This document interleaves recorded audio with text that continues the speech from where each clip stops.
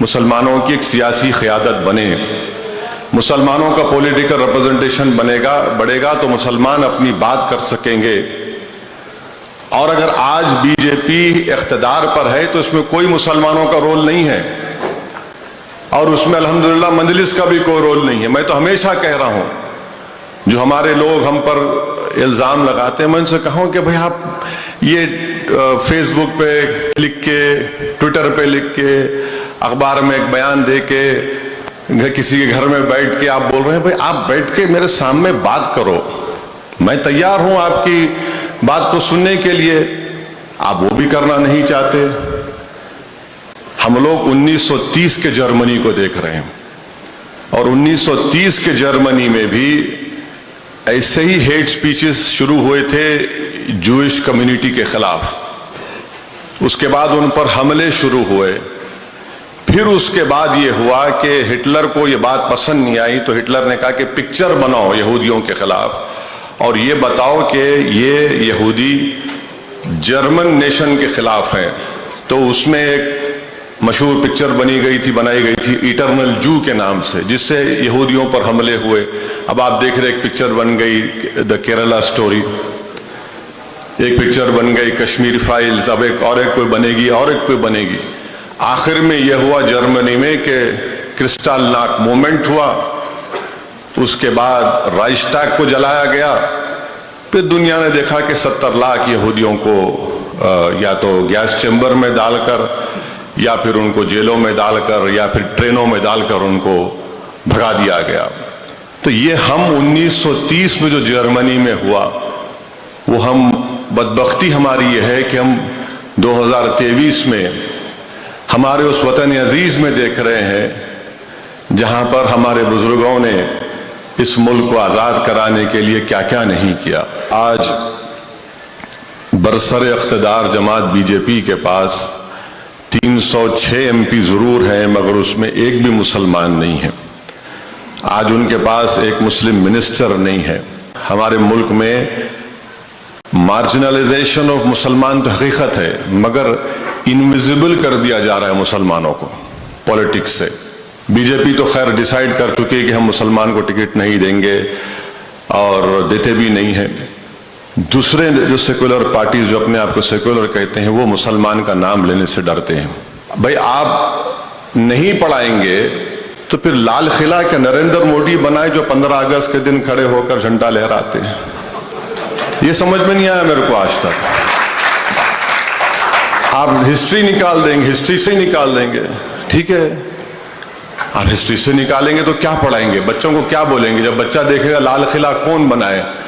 आप तो ये तो नहीं कह सकते ना कि एलियंस मार्स से आकर बनाकर चले गए, कुछ तो बोलना पड़ेगा।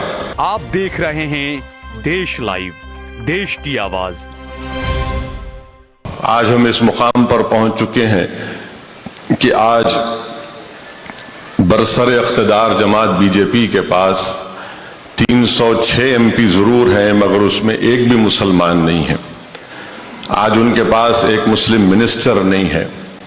आज भारत की लोकसभा में 14% मुस्लिम अक़लियत की आबादी है और सिर्फ मेरे ख्याल से 4.5 या 5% के करीब मुस्लिम एमपीज जीत कर आते हैं। उन तमाम 22 या 23 मुस्लिम एमपीज में से सिर्फ 2 ऐसे एमपीज हैं जो उन लोकसभा की कॉन्स्टिट्यूंसी से आते हैं जहां पर मुसलमान 12 या 15% हैं। एक तो गाजीपुर के अंसारी साहब, जिनको अब सजा दे दी गई, उनकी मेंबरशिप चले गई। एक तमिलनाडु से माबाकी जितने 20 एमपीज हैं बशमूल मेरे, वो उन पार्लिमानी हलकों से आते हैं जहां पर मुसलमानों की वोटर लिस्ट में तनासुब परसेंटेज 30% के अबाव है, 30% के अबाव है। तो इसमें कोई इन सेकुलर पार्टीज का, जिसको मैं नाम निहाद कहता हूं, इनका कोई बहुत बड़ा रोल रहा है। दूसरी बात यह है कि आज हमारे मुल्क में मार्जिनलाइजेशन ऑफ मुसलमान तो हकीकत है, मगर इनविजिबल कर दिया जा रहा है मुसलमानों को पॉलिटिक्स से। आज आप देखेंगे कि जितने भी सेकुलर पार्टीज हैं बीजेपी तो खैर डिसाइड कर चुकी है कि हम मुसलमान को टिकट नहीं देंगे और देते भी नहीं है। दूसरे जो सेक्युलर पार्टीज जो अपने आप को सेक्युलर कहते हैं, वो मुसलमान का नाम लेने से डरते हैं। कोई अपर कास्ट हिंदू के दादा 100 रुपये कमा रहे थे तो उनका पोता उससे ज्यादा कमा रहा है। अगर कोई दलित के दादा 100 रुपये कमा रहे थे तो उनका पोता उससे ज्यादा कमा रहा है। शेड्यूल्ड ट्राइब का अगर कोई दादा किसी का 100 रुपये कमा रहा था तो पोता उससे ज्यादा कमा रहा है। एक ही कम्युनिटी है, 1950 से लेकर अब तक अगर दादा 100 रुपये कमा रहे थे तो पोता 70 रुपये कमा रहा है। ये गवर्नमेंट का डेटा है, मेरा डेटा नहीं है। अच्छा, फिर आप आ जाइए, एक और डेटा है जिसमें इस बात को कहा गया कि जो मुल्क में सबसे गरीब जो है, माने पोरेस्ट ऑफ द पोर, उसमें 1/5 मुसलमान है। उसमें 1/5 मुसलमान है। अब इसको आप सामने रख के आप खुद एक फैसला कर लीजिए कि क्या हो रहा है। और इस साल का जो बजट है उसमें नरेंद्र मोदी की सरकार तो बड़े दावे करती है, सबका साथ, सबका विकास, सबका विश्वास, मगर उन्होंने जो प्री मैट्रिक स्कॉलरशिप का अमाउंट था उसको कम करके सिर्फ 9वीं और 10वीं जमात के लिए कर दिया। जबकि इसी गवर्नमेंट के पास एक कुंडू कमेटी की रिपोर्ट है जो 2014 अक्टूबर में दी गई थी। प्रोफेसर कुंडू थे उसमें, और हैदराबाद के मायानाज इकोनॉमिस्ट मेरे भाई जनाब आमिरुल्लाह खान साहब, शाबान साहब, बड़े बड़े बड़े इकोनॉमिस्ट थे। उन्होंने, अगर आप उस रिपोर्ट को नेट पर जाकर देखेंगे तो शायद पेज नंबर 226 या 250 के दरमियान में होगा, कि उसमें उन्होंने चार्ट दिया कि biggest contributing factor of Muslim drop out rate, सबसे पहला लिखा गया कि फाइनेंशियल वेरवितौल नहीं है। उसके बाद लिखा गया कि हाँ, मुसलमानों में थोड़ा इंटरेस्ट नहीं है पढ़ाने का। अगर जो बिगेस्ट फाइंडिंग उसमें यह है कि मुसलमान के पास पैसे नहीं है अपने बच्चे को पढ़ाने के लिए, तो मोदी सरकार ने पैसे कम कर दिए और drop out rate elementary level पर होता है। आज आप हैदराबाद में भी जाकर देखिए, अब एकेडमिक ईयर शुरू हो चुका है, प्राइवेट स्कूल्स में पूरे बच्चे रहते। जैसा सितंबर अक्टूबर आता, आप किसी प्राइवेट स्कूल से पूछ लीजिए, एडमिशन उनके पास गिरते, और गवर्नमेंट के स्कूल में फिर एडमिशन बढ़ते अक्टूबर नवंबर से। यानी लोग, मुसलमान में ख्वाहिश है पढ़ाने की, ये बार बार ये बोलते हैं इनको शौक नहीं है, सब झूठ है, ये इसका डेटा है, मगर पैसे नहीं है पढ़ाने के लिए, बेसिक एजुकेशन के लिए, तो ये तकालीफ हो रही हैं। गवर्नमेंट ने स्कॉलरशिप कम कर दिए। अब हायर एजुकेशन में आपने देखा कि 1,80,000 मुसलमान गैब हैं। तो इस गवर्नमेंट ने क्या किया कि जितनी फेलोशिप मिलती थी मौलाना अबुल कलाम आजाद के नाम से, उसको बंद कर दिया। यानी अब आप कोई पीएचडी या फिर दूसरी चीजें नहीं कर सकेंगे, ये एक चीज है। उससे हटकर अगर आप देखेंगे तो पिछले 9 साल से एक मंसूबाबंद तरीके से मॉब लिंचिंग होती है गाय के गोश्त के नाम पर, लव जिहाद के नाम पर, कभी हिजाब के नाम पर झगड़ा हो जाता है, कभी हलाल गोश्त के नाम पर गड़बड़ हो जाती है। अब हद ये हो गई है कि उत्तरकाशी उत्तराखंड में परोला मुकाम है, वहां पर मुसलमान घरों पर एक एक्स मार्क लगा दिया गया है और लगाकर उनसे पोस्टर चिपका दिए गए कि जून 15 तक आप लोग इस इलाके को छोड़ के चले जाएंगे। अच्छा, उसमें छोड़ के चले जाने वालों में सबसे पहले कौन भाग गया? उसमें बीजेपी के मुस्लिम माइनॉरिटी का लीडर जो 25 साल से रहता था, उन्हें घर को लॉक डाल के भाग गया और ओपनली वीडियोस जारी होते हैं कि आपका जेनोसाइड होगा, आपका कत्लेआम होगा। सुप्रीम कोर्ट ने कहा कि सो मोटो एक्शन लो हेट स्पीच के ऊपर, मगर क्योंकि सुप्रीम कोर्ट को छुट्टियां हैं, ये लोग अपनी जबान को खुला रख दिए हैं। तो ये एक माहौल जो मुल्क में बन रहा है, और मैं नहीं बल्कि जो जेनोसाइड का एक्सपर्ट है जिसका नाम आपने सुना होगा, ग्राहम स्टेंटन ने कहा कि जो रवांडा में हुआ, हम लोग, उसने कहा मैं नहीं चाहता कि हमारे मुल्क में हो, क्या हम स्टेज 2 पे आ चुके हैं। मेरे नहीं, आप देख लीजिए उनका जो जिसने रवांडा के जेनोसाइड को प्रेडिक्ट किया था वो सही निकला। आज जो वतन अजीज के बारे में ये कह रहे हैं, मैं हरगिज नहीं चाहता कि जेनोसाइड हो। और फिर अगर आप मौजूदा दौर में जो वतन अजीज में भारत में हो रहा है उसका ये मेरा जाती नजरिया है। हम लोग मैल्कम एक्स और मार्टिन लूथर किंग के उस जमाने की जद्दोजहद को नहीं देख रहे हैं, हम लोग 1930 के जर्मनी को देख रहे हैं। और 1930 के जर्मनी में भी ऐसे ही हेट स्पीचेस शुरू हुए थे जूइश कम्युनिटी के खिलाफ। उसके बाद उन पर हमले शुरू हुए। फिर उसके बाद ये हुआ कि हिटलर को ये बात पसंद नहीं आई, तो हिटलर ने कहा कि पिक्चर बनाओ यहूदियों के खिलाफ और ये बताओ कि ये यहूदी जर्मन नेशन के खिलाफ हैं। तो उसमें एक मशहूर पिक्चर बनाई गई थी इटर्नल जू के नाम से, जिससे यहूदियों पर हमले हुए। अब आप देख रहे एक पिक्चर बन गई द केरला स्टोरी, एक पिक्चर बन गई कश्मीर फाइल्स, अब एक कोई बनेगी और एक कोई बनेगी। आखिर में यह हुआ जर्मनी में कि क्रिस्टल नाक मूवमेंट हुआ, उसके बाद राइस्टाग को जलाया गया।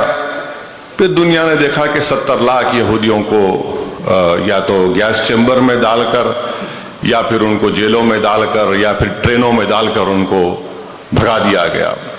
तो ये हम 1930 में जो जर्मनी में हुआ, वो हम बदबख्ती हमारी ये है कि हम 2023 में हमारे उस वतन अजीज में देख रहे हैं जहां पर हमारे बुजुर्गों ने इस मुल्क को आज़ाद कराने के लिए क्या क्या नहीं किया।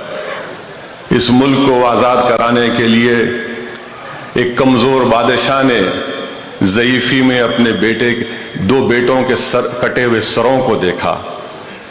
एक बहादुर बादशाह ने अपने हाथ में तलवार लेकर जामे शहादत नोश फरमा लिया।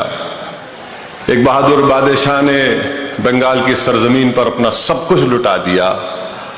एक बहादुर मुसलमान मुजाहिद आज़ादी ने उनकी जिंदगी का अख्तिताम लंदन में हुआ तो उनको दफन किया गया बैतुल मुक़द्दस की सरजमीन में। एक मुजाहिद आज़ादी ने जेल में बैठकर कुरान करीम की तफसीर लिखी, जिसको हम मौलाना अबुल कलाम आज़ाद के नाम से जानते हैं। आज उनके ताल्लुक से दिल्ली यूनिवर्सिटी के पॉलिटिकल साइंस में उनके चैप्टर को निकाल दिया गया।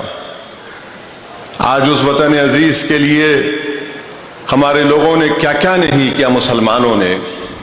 आज उन्हीं के कुर्बानियों को ख़त्म किया जा रहा है और इस वतन को एक नया रुख दिया जा रहा है। तारीख को मिसमार किया जा रहा है कि भाई सल्तनत मुग़लिया का कोई रोल नहीं रहा। मुझे कोई मोहब्बत नहीं है सल्तनत मुग़लिया से, मगर तारीख का हिस्सा रहा है। भाई आप नहीं पढ़ाएंगे तो फिर लाल किला के नरेंद्र मोदी बनाए जो 15 अगस्त के दिन खड़े होकर झंडा लहराते हैं। ये समझ में नहीं आया मेरे को आज तक। आप हिस्ट्री निकाल देंगे, हिस्ट्री से ही निकाल देंगे, ठीक है। आप हिस्ट्री से निकालेंगे तो क्या पढ़ाएंगे, बच्चों को क्या बोलेंगे? जब बच्चा देखेगा लाल किला कौन बनाए, आप तो ये तो नहीं कह सकते ना कि एलियंस मार्स से आकर बनाकर चले गए। कुछ तो बोलना पड़ेगा। अगर टीपू सुल्तान की कोई फोटो उठाता है तो उस पर केस बुक हो जाता है। वो टीपू सुल्तान जिसने अंग्रेजों से अपने सामने अपना सर नहीं झुकाया और तलवार हाथ में थी जब टीपू जमीन पर गिरकर शहीद हो गए। और उसी टीपू सुल्तान को जब भारत का आईन बना 1950 में और 26 जनवरी 1950 को जब वो कॉन्स्टिट्यूशन पूरे मुल्क में नाफिद हुआ, तो नाफिद होने से पहले तमाम बुजुर्गों ने उस किताब पर साइन की। उस किताब में राम सीता की फोटो है, गुरु नानक की फोटो है, झांसी की रानी की फोटो है, गौतम बुद्ध की फोटो है, महावीर की फोटो है, उसमें टीपू सुल्तान की भी फोटो है। आज आप उसकी फोटो पे केस बुक कर रहे हैं। अगर कोई औरंगजेब की फोटो उठाया तो मुझसे किसी मीडिया के लोगों ने पूछा कि इस पर तबसरा करिए। मैंने बिल्कुल तबसरा करने तैयार हूं, मगर आप इसको ऑथेंटिकेट कर दो कि ये औरंगजेब की फोटो है। औरंगजेब को मर के 300 साल हो गए। 1850 40 तक फोटोज को मान सकते, मतलब एक फोटो औरंगजेब की है क्या? बोले नहीं वो औरंगजेब की हो सकती है। मतलब हो सकती है तो फिर मैं क्या करूं? माने 1990 में आप लोगों को याद होगा, बाबरी मस्जिद का जब एजिटेशन चल रहा था तो उस वक्त गाली दी जाती थी मुसलमानों के बाबर की औलाद। अब माशाल्लाह ये लोग तरक्की करके औरंगजेब की औलाद पर आ चुके हैं। यानी बाबर से शुरू हुए तो अब औरंगजेब पे आ गए। अब शायद जब औरंगजेब से दिल भर जाएगा तो बोलेंगे टीपू की औलाद, और जब उससे दिल भर जाएगा तो क्या बोलेंगे नहीं मालूम। तो ये मुल्क में एक कॉम्पिटिटिव कम्युनलिज्म चल रहा है। मैं आपको कोई मायूस करना नहीं चाहता हूं। बहुत से लोगों को बड़ी उम्मीद है कि कांग्रेस पार्टी कुछ करेगी। हम भी उम्मीद करते, करो आप, हम नहीं रोकना चाह रहे आपको, मगर आप ये बताओ कि अगर आपका मुकाबला ये होगा कि मोदी से बड़ा हिंदुत्व आइडियोलॉजी का लीडर मैं हूं, तो फिर लोग जाहिर है ओरिजिनल को पसंद करते, क्लोन को पसंद नहीं करते। बल्कि उनको क्लोन भी नहीं कहना चाहिए, उनको क्लाउन कहना चाहिए। तो लोग ओरिजिनल को पसंद करेंगे। जहर का मुकाबला जहर से आप करेंगे तो सब मर जाएंगे। अंधेरे का मुकाबला अंधेरे से करेंगे तो हमेशा के लिए अंधेरा हो जाएगा। आप जुल्म का मुकाबला कैसे करेंगे? आप बताएंगे कि नहीं मैं भी बड़ा वैसा रहूंगा। तो ये हालात हैं। मुसलमानों की एक सियासी क़यादत बने, मुसलमानों का पॉलिटिकल रिप्रेजेंटेशन बढ़ेगा तो मुसलमान अपनी बात कर सकेंगे।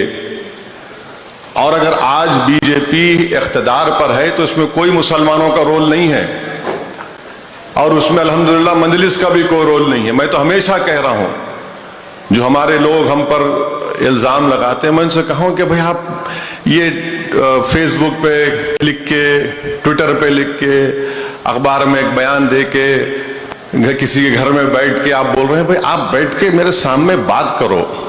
मैं तैयार हूं आपकी बात को सुनने के लिए। आप वो भी करना नहीं चाहते। 2014 में नरेंद्र मोदी को एक दिल्ली में बड़ी मशहूर ऑर्गेनाइजेशन है CSDS, centre for social studies, centre for social and development studies, वो वाहिद ऑर्गेनाइजेशन है जिसने ये कंक्लूजन तज्जिया किया कि 31% 31% मोदी को वोट मिला 14 में। उसमें सब हिंदुओं में जितने कास्ट हैं, दलित के जितने बरादरियां हैं और मुसलमान, तो उसमें यह कहा गया कि 6% मुसलमानों ने 2014 में वोट दिया। 2019 में नरेंद्र मोदी का वोट बढ़ गया 37%, मगर उसमें जो मुसलमान का जो वोट था वो 14 से 19 में 1% नहीं बढ़ा, वो 6% ही है। दूसरों का वोट बढ़ गया। अब इस पर कोई बात नहीं करता। मैं यही तो कह रहा हूं कि बीजेपी को हराना, तो हम तो वोट दे रहे खिलाफ में, मगर आप नहीं दे रहे। आप दीजिए। तो 31 से 37% इंक्रीज हुआ है। अब 2024 के इंतखाबात हैं, मेरे को नहीं मालूम कि क्या हालात पैदा होंगे, कैसा होगा, मगर ये हकीकत है। और मेजॉरिटेरियन फॉर्म ऑफ कम्युनलिज्म अपने उरूज पर है, और उसकी मिसाल आपके सामने यह है कि नई पार्लियामेंट की बिल्डिंग का इफ्तिताह हुआ। वो पार्लियामेंट जो आईन के मुताबिक चलता है, कॉन्स्टिट्यूशन के मुताबिक चलता है, उसमें खुद हमारे वजीर आजम लेट जाते हैं, बाज़ाब्ता लेट गए वो। अच्छा वो ठीक है, अंदर लोकसभा के प्रेमाइसिस में जब दाखिल होते हैं, लोकसभा के फ्लोर में आप सिर्फ एक ही मजहब के रहनुमाओं को लेकर जाते हैं, अब क्या पैगाम दे रहे हैं बताइए आप। और फिर लोग बोलते हैं कि नहीं वो कांग्रेस पार्टी भी है। तो मध्य प्रदेश में कांग्रेस पार्टी ने तय किया कि हम अपने मजहबी फेस्टिवल्स को मनाएंगे। अब मजहबी फेस्टिवल्स मजलिस भी मनाती, मगर एक प्रोग्राम के तहत हम मनाएंगे, वो आप कर रहे हैं। कांग्रेस पार्टी तेलंगाना में बोलती है अगर हमको इख्तिदार मिला तो हम 100 असेंबली हल्के में 10 करोड़ की लागत से एक राम मंदिर बनाएंगे। आप कहां आइडियोलॉजी पे मुकाबला कर रहे हैं बीजेपी से? आप बीजेपी से आइडियोलॉजी पे मुकाबला करिए, उनको हराइए, आप बताइए कि ये हालात हैं। अच्छा एक और डेटा है जिसका मैं बोलकर अपनी बात को खत्म कर देता हूं ताकि आपके कुछ सवालात हैं। तो ये है गवर्नमेंट का, सेंट्रल गवर्नमेंट का एक PLF डेटा है, ये ऑथेंटिक डेटा है 2020 का, जो ये कहता है कि रेगुलर जॉब्स में 15% मुसलमान हैं और नॉन मुस्लिम 24% है। अच्छा इसमें अब आप देखिए कि एवरेज अर्निंग जो नॉन मुस्लिम्स की अर्बन एरिया में है पर मंथ वो 20,340 रुपये और मुसलमान की 13,672। ये डिस्क्रिमिनेशन है नहीं है तो क्या है बताइए आप। और फिर उसके बाद सेल्फ एम्प्लॉयड में मुसलमान नॉन मुस्लिम जो है वो 15,878 इनकम है उनकी सेल्फ एम्प्लॉयमेंट, मुसलमानों की 11,421। ज्यादा डिफरेंस नहीं है, सिर्फ 4,000 रुपये का है सेल्फ एम्प्लॉयड में। मगर जो लोग रेगुलर जॉब्स में हैं उसके बारे में आप कुछ नहीं करते। कैजुअल वेजेस में आप देख लीजिए, कैजुअल वेजेस में मुसलमान और गैर मुस्लिम बराबर है, 8,770 और 8,600 के करीब हमारे हिंदू भाई कमाते हैं। जबकि आर्टिकल 39 है हमारे पास, आर्टिकल 39 ये बातें कर रहा है, इस पर कोई बात ही नहीं होती है। तो ये तमाम चीजें हैं और मजलिस कोशिश कर रही है और करती रहेगी। हमारा इरादा है कि हम 2024 में भी इंशाअल्लाह ताला लोकसभा का इलेक्शन लड़ेंगे। हमारी ख्वाहिश ये है, हमारी बुजुर्गों ने हमको सिखाया है, हमारी पार्टी की सोच ये है कि हमारे MP जीत कर आए। मैं यकीनन बीजेपी हारना चाहिए, हम तो कोशिश कर रहे हैं।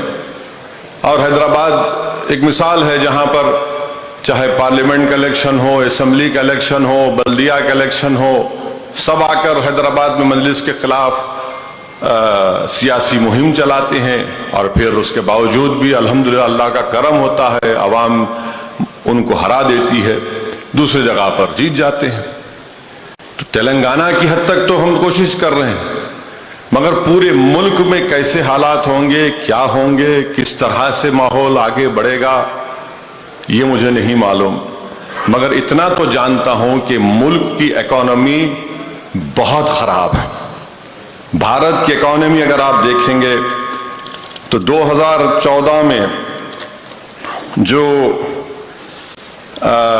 GDP था 3,14,000 करोड़, 2023 में भी वही है।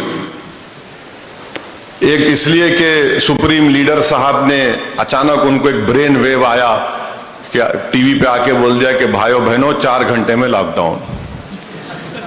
अब आप बताइए कि 130 करोड़ का मुल्क है और आप 4 घंटे का टाइम दे रहे हैं उन लोगों को। फिर उससे पहले उनको एक ब्रेन वेव आया कि राइट साइड से उठे, किसी ने कहा तो उन्हें कहा कि भाई मैं नोट गायब कर देता हूं। नोट गायब कर दिए, उसमें GDP गिर गया पूरा। जितने स्मॉल स्केल इंडस्ट्रीज थे पूरे बर्बाद हो गए, अभी तक नहीं उठे। तो ये 2 ऐसे इक़दाम उन्होंने किए जिससे आज पूरा मुल्क परेशान है। इतनी सबसे ज्यादा अगर नौजवान पूरी दुनिया में बेरोजगार है तो भारत में है, इंडिया में है। और इस वतन अजीज में 50% आबादी 28 साल से कम उम्र लोगों की है। ये एक डेमोग्राफिक डिविडेंड है जो किसी मुल्क में नहीं है। अगर इसको इस्तेमाल करते हैं लोग तो यकीनन इंडिया एक थ्राइविंग डेमोक्रेसी के साथ साथ एक बेहतरीन ताकतवर मुल्क बन सकता है। ये डेमोग्राफिक डिविडेंड हमेशा लास्ट नहीं करेगा, ये 2040 तक रहेगा। उसके बाद फिर ये एजिंग पॉपुलेशन शुरू हो जाएगा। फिर इसके ऊपर से आप मुसलमानों पर इल्जाम लगाते कि इन्होंने बहुत बच्चे पैदा करते। अरे इसका डेटा बताओ। जो टोटल फर्टिलिटी रेट है मुसलमानों का वो बहुत गिरा है। 4.9 से मेरे ख्याल से अब 3.9 या 4 तक आ चुका है। सबसे ज्यादा गिरा है TFR रेट। उसमें बात नहीं करने में बच्चे बहुत पैदा कर रहे हैं। कहां पैदा कर रहे भाई, आप डेटा तो दो। अब बोलते नहीं आप लोग बहुत शादी करते, मतलब वो भी डेटा दो। जो लास्ट सर्वे हुआ था उसमें हमारे हिंदू भाइयों में और मुसलमानों में ज्यादा फर्क नहीं था दूसरी बीवी का। डेटा बोल रहा है ज्यादा फर्क नहीं था। अब चौथी बात बोलते कि नहीं नहीं अब इससे हम यूनिफॉर्म सिविल कोड लेकर आएंगे। अरे यूनिफॉर्म सिविल कोड किस बुनियाद पर लाएंगे आप, किस बुनियाद पर लाएंगे? नहीं, आपके पास जो है औरतों को हुकूक नहीं मिलते, आपके पास औरतों को ये नहीं मिलता। अब जब हम सवाल करते हैं कि भाई आप बताओ दया भागा स्कूल ऑफ थॉट होगा या मिताक्षरा स्कूल ऑफ थॉट होगा, फिर हम जब सवाल करते कि विल पावर अगर आप खत्म करेंगे क्या, विल पावर खत्म नहीं कर सकते। मगर इस्लाम में कोई विल के जरिए अपनी पूरी जायदाद अपनी एक औलाद को नहीं दे सकता। मेरे ख्याल से 1/3 है, उलमाए कराम मौजूद है, वो मुझे करेक्ट कर सकते। वो विल पावर आप खत्म नहीं करना चाहेंगे। मकसद क्या है कि मुसलमानों को उनकी तहजीब से, उनके तमद्दुन से, उनके मजहब से उनका रिश्ता खत्म कर दो। और ये बार बार जो RSS की तरफ से बोला जाता है कि मुसलमान यहां पर थे, अभी उनका रिसेंट स्टेटमेंट आया RSS के चीफ का कि इस्लाम जो है वहां पर गया, खत्म हो गया, मगर कहीं पर सेफ है तो इंडिया में है। यानी आप कौन होते हैं सेफ बोलने वाले? ये तो कॉन्स्टिट्यूशन है, कॉन्स्टिट्यूशन है तो हम सेफ है।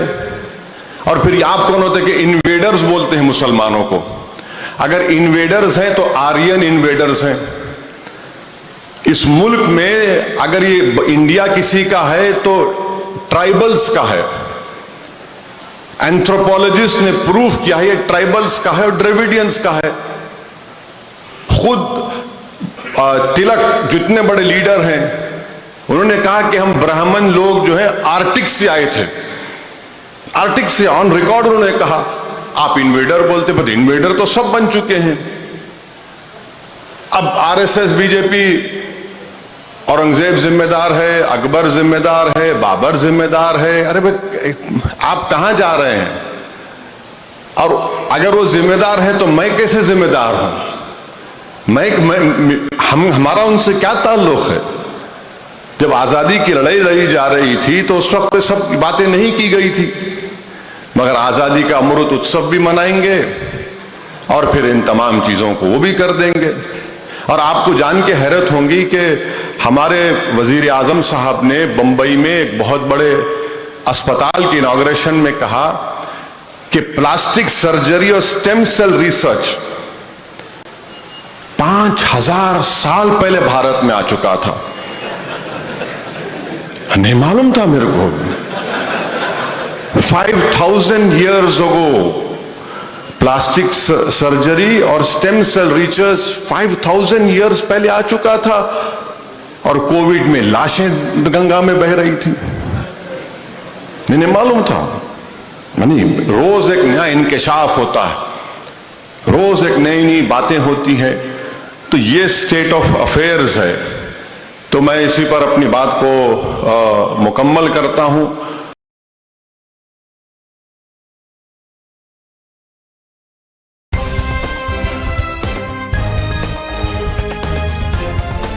देश और दुनिया की तमाम छोटी और बड़ी खबरों के लिए हमारे चैनल को सब्सक्राइब करना न भूलें और बेल का बटन जरूर दबाएं।